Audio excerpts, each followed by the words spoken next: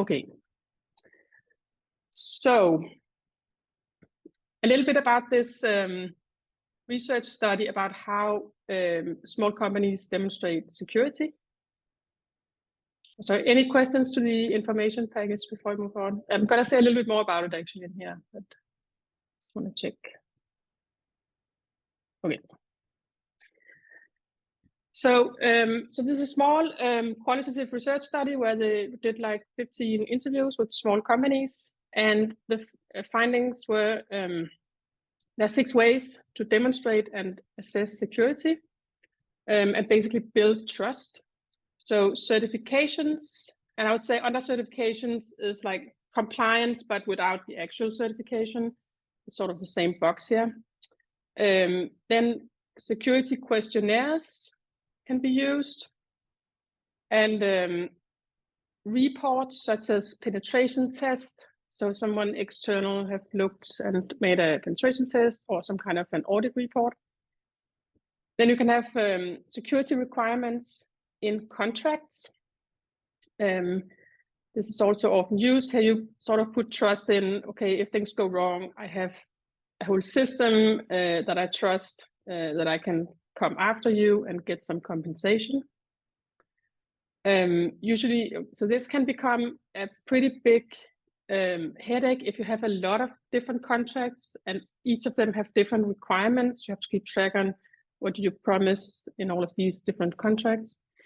Interactive sessions are also used where you have a session with this external party and they ask, either just ask questions, so it's sort of a conversation about your security practices, or it can be actually, okay, open this system and show me your code or show me some access log or whatever it would be. So kind of like an in-person audit. And then social proof, meaning you can have on your website a reference customer. So, okay, we have sold our system to Novo Nordisk. They're a big customer. They assessed our security and they are happy with us. So that's a social proof. Or it can be to put your security program and any kind of external validation you have, put that on your website. I'll show you some cool examples of that. So this can be used, well, you also use it to assess others, like Google, did they have any breaches? That's also social proof. If you Google LastPass, you can see they've had 2 breaches in the last 10 years or so. So that's also a social proof. So you can use it yourself to assess someone else, like LastPass, and others can use it to assess you if you put some things on your website, for example, or you give a reference to a customer who's already done an assessment of you. So those are 6 different ways.